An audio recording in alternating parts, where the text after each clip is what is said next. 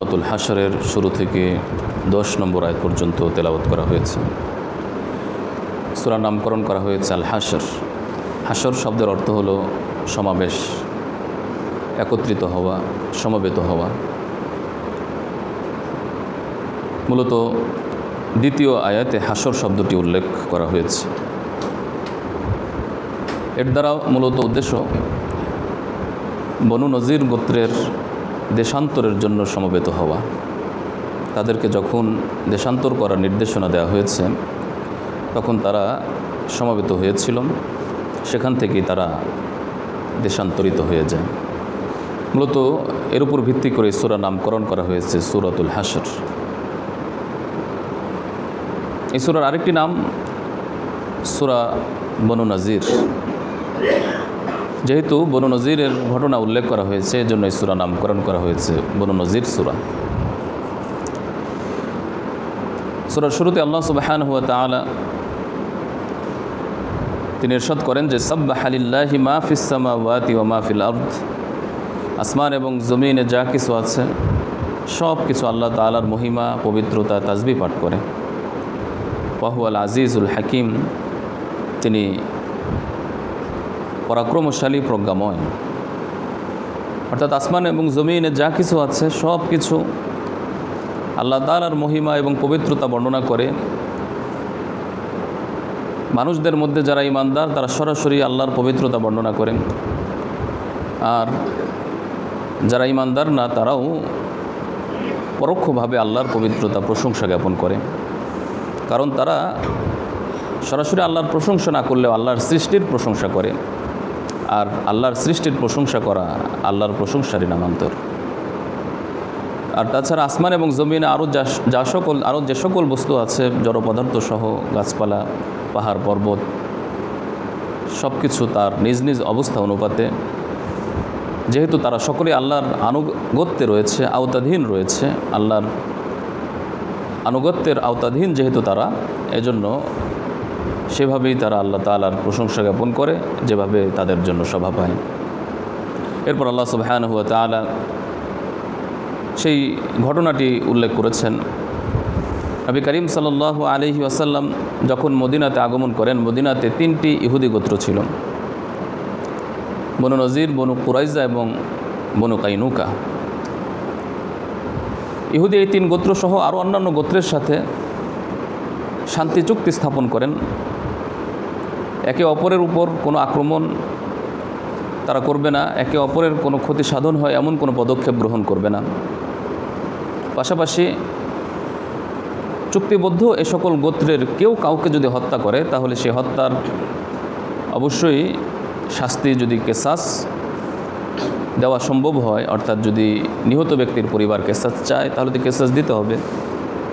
আর যদি নিহত ব্যক্তির পরিবার যদি কেসাস না চায়, মুক্তিপণ বা রক্তপণ চায়, তাহলে সেক্ষেত্রে সকলে মিলেই এই অর্থ যোগান দিতে হবে।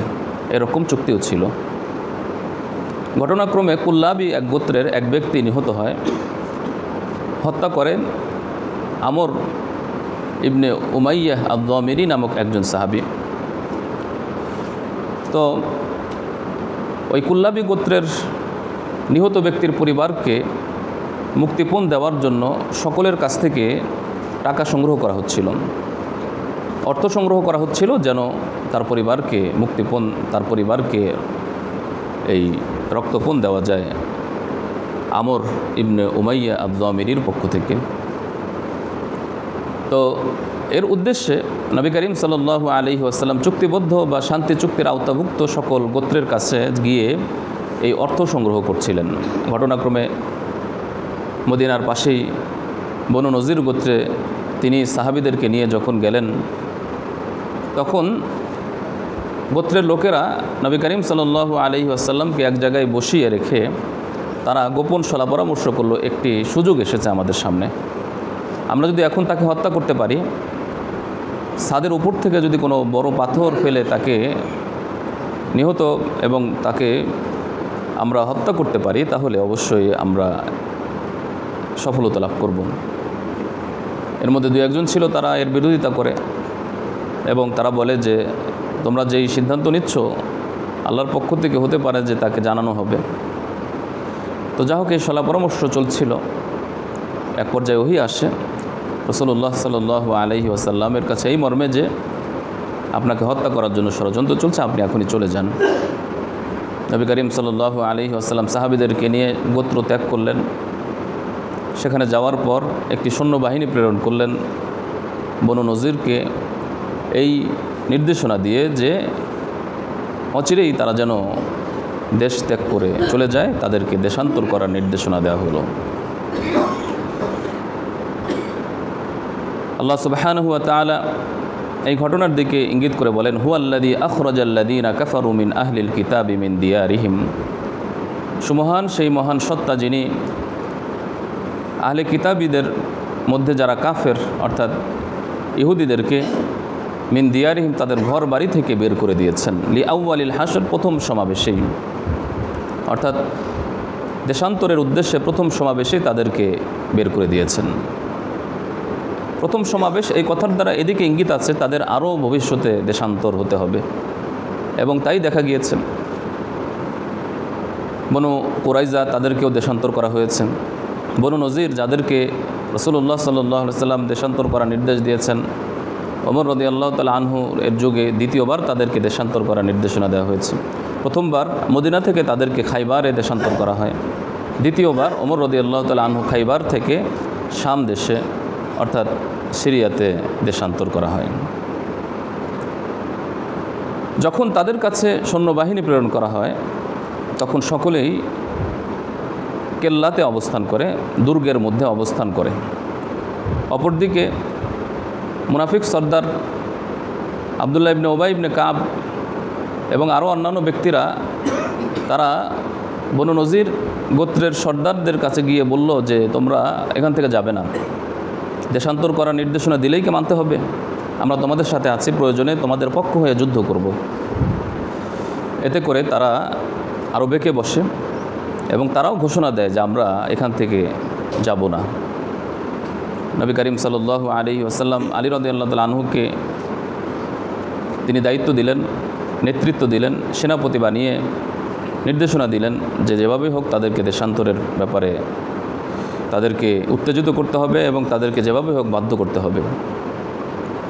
তীর নিক্ষেপ করা হয়। 10 দিন পর্যন্ত এইভাবে তারা সেই অট্টালিকার মধ্যে, কেল্লার মধ্যে তারা অবস্থান করে এবং তারা মনে করেছিল যে এই কেল্লা তাদেরকে রক্ষা করবে। মা জানান্তুম আই ইয়াখরুজু, তোমরা ধারণা করো নাই যে তারা বের হয়ে যাবে, আত্মসমর্পণ করবে এবং তারা দেশ ত্যাগ করে চলে যাবে, তোমরা এটা ধারণা করো নাই। কারণ তারা যেভাবে বেঁকে বসেছিল মনে হচ্ছিল যে তারা সেখান থেকে যাবে না। ওয়াযান্নু আন্নাহুম মানিআতুহুম হুসুনুহুম মিনাল্লাহ, আর ওই সকল ইহুদিরা তারাও ধারণা করেছিল যে তাদের কেল্লা, তাদের দুর্গ তাদের প্রতিবন্ধক হবে, তাদেরকে রক্ষা করবে আল্লাহর শাস্তি থেকে। ফাআতাহুমুল্লাহু মিন হাইসু লাম ইয়াহতাসিবুন, অতঃপর আল্লাহর নির্দেশ, আল্লাহর আযাব তাদের কাছে এসে পৌঁছলো যে তারা ধারণাও করে নাই। এক পর্যায়ে তাদেরকে যখন বিভিন্নভাবে অবরোধ তৈরি করা হচ্ছিল খাবার দাবারে এবং অন্যান্য আরও বিভিন্নভাবে, 10 দিন পর তারা আত্মসমর্পণ করার ঘোষণা দেয় এবং তখন তাদেরকে এই নির্দেশনা দেওয়া হয় যে তোমরা তোমাদের হাতে, উটের মধ্যে, হাউদাতে, বাহনে যতটুকু সম্ভব ততটুকু সম্পদ নিয়ে চলে যাও, এর থেকে বেশি নিতে পারবে না। এবং রাসূলুল্লাহ সাল্লাল্লাহু আলাইহি ওয়াসাল্লাম তাদের অন্তরে যেন ভীতি জাগ্রত হয়, আতঙ্ক জাগ্রত হয়, এজন্য তাদের ঘর বাড়ি, তাদের গাছপালা কাটার নির্দেশনা দেন, আশেপাশের বাগান আগুন ধরিয়ে দেন। এতে করে তাদের অন্তরে আরও ভীতি সঞ্চার হয়। আল্লাহ তাআলা ইরশাদ করছেন, ওয়াকাযাফা ফি কুলুবিহিমুর রু'ব, আল্লাহ রাব্বুল আলামিন তাদের অন্তরে ভীতি ঢেলে দেন, আতঙ্ক ঢেলে দেন। ইউখরিবুনা বুয়ুতাহুম বিআইদিহিম ওয়া আইদিল মুমিনিন, এক পর্যায়ে আতঙ্কগ্রস্ত হয়ে যখন তারা আত্মসমর্পণ করে তখন যতটুকু সম্ভব সম্পদ নিজেদের সাথে নিয়ে যাওয়ার জন্য তারা ঘর বাড়ি ভাঙতে থাকে এবং প্রয়োজনীয় জিনিস নিয়ে যেতে থাকে। মুমিনরাও এই কাজে সহযোগিতা করে, ঘর বাড়ি ভেঙে দেয়। এবং তাদের অন্তরে ভীতি সঞ্চারের জন্য যে গাছপালা কাটা হয়েছিল, আশপাশে আগুন দেওয়া হয়েছিল, এটা যদিও বাহ্যিক দৃষ্টিকোণ থেকে অনুচিত, কিন্তু যুদ্ধের খাতিরে কৌশলের জন্য কখনো কখনো এটা করার অনুমতি আছে। এবং এই বনু নজির যুদ্ধের সময় এই ঘটনা যে আল্লাহর পক্ষ থেকেই নির্দেশনার মাধ্যমে হয়েছে, সেই বিষয়টির দিকে ইঙ্গিত করে 5 নম্বর আয়াত আল্লাহ তাআলা বলেন, মা কতআতুম মিন লিনাহ, তোমরা যেই গাছের, খেজুর গাছের শিকড় তোমরা কেটেছো, কাণ্ড কেটেছো, আও তারাকতুমুহা কাইমা, অথবা যে গাছের অংশকে তার কাণ্ডের উপর বহাল রেখেছো, তার মূলের উপর বহাল রেখেছো, এটা ফাবি ইজনিল্লাহ, আল্লাহ নির্দেশে হয়েছে। অর্থাৎ তোমরা যে গাছ কেটেছো, যে গাছ কাটো নাই, সব আল্লাহর হুকুমেই হয়েছে। এজন্য এখানে সমালোচনা বা এই ভয় পাওয়ার কোনো কারণ নাই যে এখানে আমরা ভুল করলাম কিনা। আল্লাহ রাব্বুল আলামিন চেয়েছেন ওয়ালা ইউখজি আল ফাসিকিন, ওই সকল ফাসিকদেরকে লাঞ্ছিত করতে, এজন্য এই নির্দেশনা আল্লাহ তাআলা দিয়েছেন। ফাতাবিরু ইয়া উলিল আবসার, সুতরাং হে জ্ঞানীরা তোমরা উপদেশ গ্রহণ করো এখান থেকে। আল্লাহ রাব্বুল আলামিন ইরশাদ করছেন যে যদি তাদেরকে দুনিয়াতে এই দেশান্তরের নির্দেশনা আল্লাহ তাআলার পক্ষ থেকে না দিতেন, আল্লাহ তাআলা বিধিবদ্ধ না করতেন, তাহলে এর থেকেও কঠিন শাস্তি দুনিয়াতে তাদের উপর এসে যেত। অর্থাৎ দুনিয়াতে তাদের উপর এমন শাস্তি এসে যেত যে শাস্তি মৃত্যুদণ্ড, কিন্তু তাদেরকে সেই মৃত্যুদণ্ড দেওয়া হয় নাই, তাদেরকে দেশান্তর করা হয়েছে। যেমন ঘটনা ঘটেছিল বনু কুরাইজার ক্ষেত্রে। বনু কুরাইজার ক্ষেত্রে যারা সক্ষম তাদেরকে হত্যা করা হয়েছিল এই অপরাধের কারণে, শান্তি এবং যেই চুক্তি ছিল চুক্তি ভঙ্গের কারণে। আল্লাহ রাব্বুল আলামিন ইরশাদ করেন যে তাদেরকে তো এটা লঘু শাস্তি দেওয়া হয়েছে, অন্যথায় দুনিয়াতেই তাদেরকে কঠিন শাস্তি দেওয়া হতো। মুসলমান মুজাহিদরা তাদেরকে বধ করত, হত্যা করত, আর তাদের তো আখিরাতে কঠিন শাস্তি থাকতই। ওয়ালাহুম ফিল আখিরাতি আযাবুন নার, আর আখিরাতে তাদের জন্য তো রয়েছে জাহান্নামের আগুন, জাহান্নামের শাস্তি। আল্লাহ রাব্বুল আলামিন এই নির্দেশনা তাদেরকে এজন্য দিয়েছেন, যালিকা বিআন্নাহুম শাকুল্লাহ ওয়া রাসূলাহ, তারা আল্লাহ এবং তার রসুলের বিরুদ্ধাচরণ করেছে, অবমাননা করেছে। ওয়া মান ইউশাকিল্লাহা ফাইন্নাল্লাহা শাদীদুল ইকাব, আর যে ব্যক্তি আল্লাহর বিরুদ্ধাচরণ করে, আল্লাহর অবমাননা করে, আল্লাহ তাআলা তাদের ব্যাপারে কঠোর শাস্তিদাতা। বনু নজির তারা যখন দেশান্তরিত হয়, যতটুকু সম্ভব ততটুকু সম্পত্তি নিয়ে যায়, আর অধিকাংশ সম্পত্তি তারা রেখে যায়। ঘর, অট্টালিকা, কেল্লা, দুর্গ এবং অন্যান্য জমিন তো আছেই, বাগান ইত্যাদি সব কিছু রেখে যায়। এই সম্পদকে শরীয়তের পরিভাষায় মালে ফাই বলা হয়। অর্থাৎ যুদ্ধলব্ধ সম্পত্তিকে দুই ভাগে বিভক্ত করা যায়, একটি হলো গনিমতের মাল, আরেকটি হলো মালে ফাই।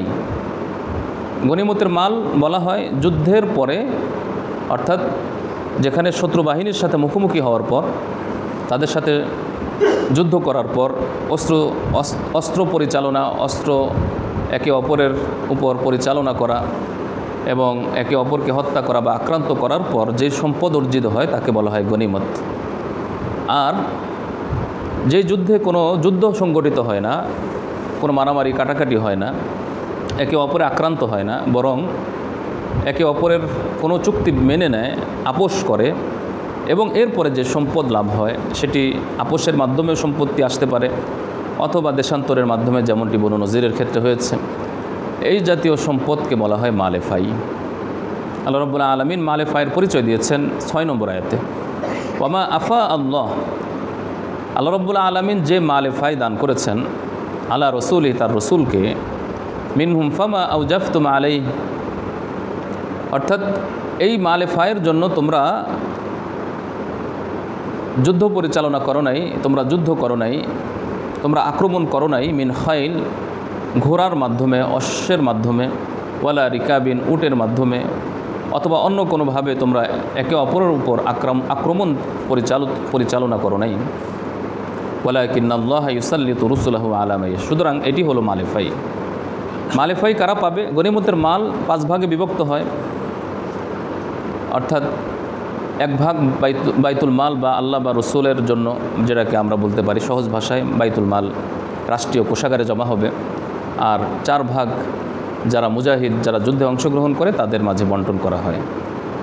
আর গনিমতের মাল ছাড়া মালে ফায়ের ক্ষেত্রে বন্টন পদ্ধতি আল্লাহ তাআলা এখানে বলে দিয়েছেন।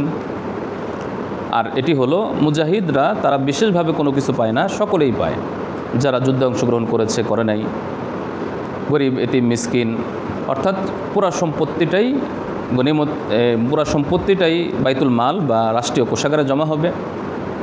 যিনি রাষ্ট্রপ্রধান, যেমন রাসূলুল্লাহ সাল্লাল্লাহু আলাইহি ওয়াসাল্লাম, তিনি এটা বন্টন করবেন গরিব, এতিম, মিসকিন, বিশেষ করে রাসূলুল্লাহ সাল্লাল্লাহু আলাইহি ওয়াসাল্লামের আত্মীয় স্বজন, যেমন বনু হাশেম, এই জাতীয় যে সকল গোত্র ছিল তাদের মাঝে বন্টন করা হবে। এখানে বলা হচ্ছে 7 নম্বর আয়াত, মা আফা আল্লাহু আলা রাসূলিহি মিন আহলিল কুরা ফালিল্লাহি ওয়ালির রাসূল। অর্থাৎ এই বনু নজির, এই উপত্যকা থেকে বা এই এলাকা থেকে যেই মালে ফাই রাসূলুল্লাহ সাল্লাল্লাহু আলাইহি ওয়াসাল্লামকে আল্লাহ তাআলা দান করেছেন, এটি বন্টিত হবে এভাবে, এটা পাবে ফালিল্লাহি ওয়ালির রাসূল, আল্লাহ এবং তার রসুলের জন্য। অর্থাৎ এটা আল্লাহ এবং তার রসুল বলতে রাসূলুল্লাহ সাল্লাল্লাহু আলাইহি ওয়াসাল্লামের জন্য বিশেষভাবে একটা অংশ থাকবে। তিনি নিজের বন্ধুবান্ধব, আত্মীয় স্বজন, গরিব, এতিম, মিসকিন তাদেরকে দিবেন। এবং বিশেষ করে নিকট আত্মীয় স্বজন যারা আছে, অল ইয়াতামা, এতিম, মিসকিন, ইবনুস সাবিল অর্থাৎ মুসাফির, এদের মাঝে বন্টন করা হবে।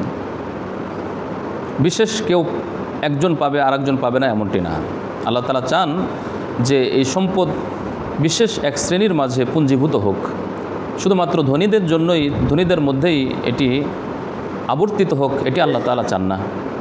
ওমা আতাকুমুর রাসূলু ফাখুযুহু, সুতরাং রসুল তোমাদেরকে যা প্রদান করে তোমরা গ্রহণ করো। ওয়ামা নাহাকুম আনহু ফান্তাহু, এবং তোমাদেরকে যে ব্যাপারে নিষেধ করে অথবা যা দেন না সে ব্যাপারে তোমরা বিরত থাকো। অর্থাৎ রসুলের সিদ্ধান্ত গ্রহণ করো, রসুল যা বলেন সেটি মানো, এবং যা হতে নিষেধ করেন সেটিও মানো। ওয়াত্তাকুল্লাহ ইন্নাল্লাহা শাদীদুল ইকাব। সহিহ বুখারীর একটি হাদিসে এসেছে, এক নারী ওমর রাদিয়াল্লাহু তাআলা আনহুর কাছে এসে বললেন যে আপনারা বলেন যে ভ্রু প্লাক করা অথবা দাঁত সুসজ্জিত করা, দাঁত ফাঁক করা, এগুলি আপনারা নিষেধ করেন, অথচ আমি কোরআনের আগাগোড়া সব পাঠ করেছি, কোরআনের শুরু থেকে শেষ পর্যন্ত সব আমি তেলাওয়াত করেছি, আমি এটা পাই নাই। বর্তমানে এরকম অভিযোগ অনেকেই করেন যে হাদিসে আসছে, হাদিস মানতে হবে কেন, কোরআনে তো পাই নাই। তো এরকম অভিযোগ ওই যুগেও ওমর রাদিয়াল্লাহু তাআলা আনহুর কাছে এক নারী এসে বললেন, আপনারা ভ্রু প্লাক করতে নিষেধ করেন, দাঁত ফাঁক করতে নিষেধ করেন, শরীরে ট্যাটু আঁকতে নিষেধ করেন, তো এগুলি তো কোরআনে নাই, কোথায় পেলেন? ওমর রাদিয়াল্লাহু তাআলা আনহু বললেন, তুমি কি কোরআন ভালোভাবে পড়েছ? হ্যাঁ, আমি ভালোভাবে পড়েছি। তখন ওমর রাদিয়াল্লাহু আনহু এই আয়াত তেলাওয়াত করলেন, 7 নম্বর আয়াত, যে রসুল তোমাদেরকে যা বলেন সেটা গ্রহণ করো, রসুল তোমাদেরকে যা হতে নিষেধ করেন সেটি হতে বিরত থাকুন। তুমি এই আয়াতের মর্ম বুঝেছ? আল্লাহ রাব্বুল আলামিন রসুলের হুকুম, রসুলের নিষেধ পালন করতে নির্দেশনা দিয়েছেন, আর রসুল বলেছেন যেটা নিষিদ্ধ, আল্লাহ তাআলা লানত করেন, এটা হারাম। সুতরাং আল্লাহর রসুলের এই নির্দেশনা প্রকারান্তে আল্লাহরই নির্দেশনা, সুতরাং রসুলের কথা মানতে হবে, হাদিস মানতে হবে। তো যা হোক, বন্টন পদ্ধতি একে তো তারা পাবে যাদের কথা বলা হলো, মুহাজির ফকির যারা, অর্থাৎ যারা দরিদ্র মুহাজির, যারা হিজরত করে চলে এসেছেন তারাও পাবে, এবং মদিনাতে যে সকল ব্যক্তিরা আগে আনসারি সাহাবী যারা আগের থেকে বসবাস করেছে তারাও পাবে, তাদের কথাও এখানে বলা হয়েছে। পাশাপাশি পরবর্তী যুগের ব্যক্তিরা যারা ঈমান আনবে, অর্থাৎ বাইতুল মালে যখন এই সম্পদ থাকবে অবশ্যই মুসলমানরা পেতেই থাকবে, এর সুফল পেতেই থাকবে, এদের কথাও 10 নম্বর আয়াতে এসেছে, এই বিস্তারিত আলোচনা এসেছেন। আল্লাহ রাব্বুল আলামিন 10 নম্বর আয়াতে বলেন, এই সম্পদ তারাও পাবে যারা বলে ইয়াকুলুনা রাব্বানা ইগফির লানা, অর্থাৎ প্রকৃত মুমিন যারা, তারাও পাবে। এটা কিয়ামত পর্যন্ত হতে পারে, যদি বাইতুল মালে এবং রাষ্ট্রীয় কোষাগারে এই সম্পদ থেকে যায় তাহলে এর সুফল তারা পেতে থাকবে। তো এর অর্থাৎ মুমিনদের একটি এখানে বৈশিষ্ট্যের কথা আল্লাহ তাআলা আলোচনা করছেন, সেটি হলো রব্বানা, তারা এভাবে দোয়া করে, রব্বানা ইগফির লানা, হে আমাদের রব আপনি আমাদেরকে ক্ষমা করে দিন, ওয়ালি ইখওয়ানিনা, আমাদের ওই সকল ভাইদেরকে ক্ষমা করে দিন, আল্লাযীনা সাবাকুনা বিল ঈমান, যারা ঈমানে আমাদের থেকে অগ্রগামী ছিল, অগ্রগণ্য ছিল, অর্থাৎ আমাদের আগে যারা ঈমান এনেছে এবং ঈমানে যারা আরও অধিক মজবুত ছিল তাদেরকেও আপনি ক্ষমা করে দিন। ওয়ালা তাজআল ফি কুলুবিনা গিল্লাল লিল্লাযীনা আমানু, এবং আমাদের অন্তরে মুমিনদের কোনো বিষয়ে, মুমিনদের ব্যাপারে যেন কোনোরূপ হিংসা বিদ্বেষ না থাকে আমাদের অন্তর এভাবে আপনি বানিয়ে দিন। রব্বানা ইন্নাকা রউফুর রহিম, এভাবে আল্লাহ রাব্বুল আলামিন দোয়া করা শিখিয়েছেন। এই দোয়ার মাধ্যমে যেভাবে পরবর্তী ইমানদাররা, মুমিনরা এই মালেফাই পাবে এদিকে ইঙ্গিত করা হয়েছে, পাশাপাশি পরবর্তী ইমানদারদের কী বৈশিষ্ট্য থাকা দরকার এই আয়াতে সেদিকেও ইঙ্গিত করা হয়েছে। আর তা হলো মুমিনরা, মুসলিমরা একে অপরের প্রতি বিদ্বেষ রাখবে না, পরবর্তীরা পূর্ববর্তী এর ব্যাপারে কোনো বিদ্বেষ রাখবে না। যেমন অনেকের মধ্যে এরকম দেখা যায় যে পূর্ববর্তী সাহাবি, তাবিঈন, সালফে সালেহিন, মুস্তাহিদিন, ইমামগণ, অন্যান্য মুস্তাহিদ বড় বড় ইমাম যারা দ্বীনের জন্য কাজ করেছেন তাদেরকে সম্মান করতে হবে, শ্রদ্ধা করতে হবে, তাদের ব্যাপারে কোনো হিংসা রাখা যাবে না। তারা যদি কোনো ভুল করে থাকে, তারা ইচ্ছা করে কোনো ভুল করে নাই, এটা আল্লাহ মাফ করে দিবেন। হাদিসে এসেছেন যে ইজতিহাদ করতে গিয়ে, গবেষণা করতে গিয়ে কেউ যদি একটা ভুল করে তাহলেও সে একটা সওয়াব পাবে, আর যদি সে কোনো ভুল না করে তাহলে সে ডবল সওয়াব পাবে। আল্লাহ রাব্বুল আলামিন যেখানে, বা রাসূলুল্লাহ সাল্লাল্লাহু আলাইহি ওয়াসাল্লামের হাদিসের মাধ্যমে যেখানে আমরা বুঝতে পারলাম যে আল্লাহ তাআলা তাদেরকে ক্ষমা করে দিবেন, তো সুতরাং তাদেরকে নিয়ে উপহাস করা বা সমালোচনা করা বা বিদ্বেষ মনোভাব রাখা এটা আমাদের ইমানের জন্য খতরা, আমাদের গুনাহের কারণ। এজন্য সকলের প্রতি ভালো ধারণা রাখতে হবে, তাদের সকলের জন্য দোয়া করতে হবে। মুমিন কারো ব্যাপারে কোনো হিংসা রাখা যাবে না, ঐক্যের সাথে জীবনযাপন করতে হবে। আল্লাহ রাব্বুল আলামিন আমাদের সকলকে বোঝার এবং আমল করার তৌফিক দান করুন। আমিন। সুবহানাল্লাহ।